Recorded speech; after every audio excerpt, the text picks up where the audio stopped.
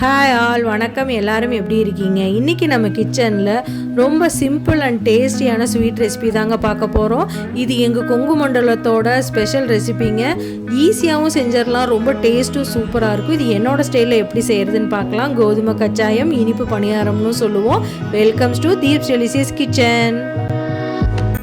இது ரொம்ப சீக்கிரமாக செஞ்சிடலாம். வீட்டில் இருக்கிற பொருள் வச்சே நம்ம ரொம்ப குயிக்காகவும் செஞ்சிடலாங்க. டேஸ்ட்டாகவும் இருக்கும். இதுக்கு ஒரு மிக்சி ஜாரில் 2 ஏலக்காய் சேர்த்திக்கிறேங்க. இது கூட 3 தேன் வாழை எடுத்திருக்கேன். பூம்பழம் எடுத்திருந்தாலும் டேஸ்ட்டு நல்லாயிருக்கும். இதை தோல் உரிச்சிட்டு சின்ன சின்ன பீசஸாக கட் பண்ணி எடுத்துக்கோங்க. நீங்கள் ரொம்ப பழுத்து இருந்ததுன்னா கையிலேயே மஸ்ட்டும் கூட சேர்த்திருக்கலாம். இது கூட 1/4 டீஸ்பூன் மஞ்சத்தூள், 1 கப் அளவு வெல்லம் இல்லைன்னா நாட்டு சர்க்கரை சேர்த்திக்கோங்க. இதை நல்லா அரைச்சி எடுத்துக்கோங்க. நல்லா மைய அரைச்சிட்டு ஒரு பவுலில் ட்ரான்ஸ்ஃபர் பண்ணிட்டோம். இது கூட 3லேருந்து 4 டீஸ்பூன் துருவன தேங்காய் சேர்த்திக்கிறோங்க. கோதுமை மாவை கொஞ்சம் கொஞ்சமாக சேர்த்து நல்லா மிக்ஸ் பண்ணி விடுங்க. இது கட்டி இல்லாமல் நல்லா மிக்ஸ் பண்ணி வரணும். இதோட கன்சிஸ்டன்சி பார்த்தீங்கன்னா ஸ்பூனில் எடுத்தால் கீழே விழுகும்போது இந்த மாதிரி இருக்கணும். கொஞ்சம் கெட்டியாக தாங்க இருக்கும். இதை 2 நிமிஷம் அப்படியே வச்சுருங்க. இதை டைரெக்டாக எண்ணெயிலையும் கூட பொரிச்சு எடுக்கலாம். டேஸ்ட்டு நல்லாயிருக்கும்.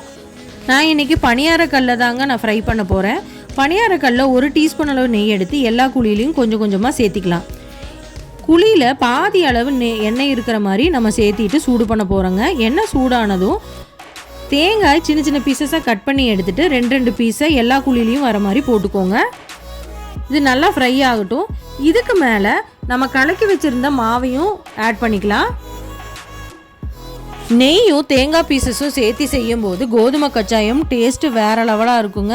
நீங்கள் குழி நிறையிற அளவுக்கு மாவை ஊற்றி நல்லா ஃப்ரை பண்ணி எடுக்க போகிறோம். மீடியம் ஃப்ளேம்லேயே குக் பண்ணுங்கள். மீடியம் ஃப்ளேமில் வச்சாதான் உள்ளே நல்லா வெந்து மேலே நல்லா கிறிஸ்பியாக வரும். இது 2 பக்கமும் நல்லா திருப்பி விட்டு ஃப்ரை பண்ணி எடுக்க போகிறோம். இது 2 சைட்லேயும் கோல்டன் ப்ரௌன் கலர் வர வரைக்கும் நம்ம ஃப்ரை பண்ணி எடுக்கணுங்க.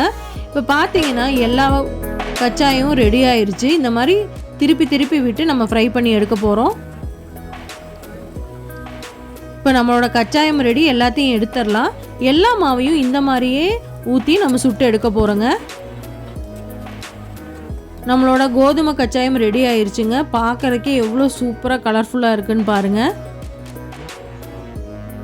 இது பார்த்தீங்கன்னா ரொம்ப சாஃப்டாக, உள்ளே ரொம்ப சாஃப்டாக, மேலே நல்லா கிறிஸ்பியாக இருக்குங்க.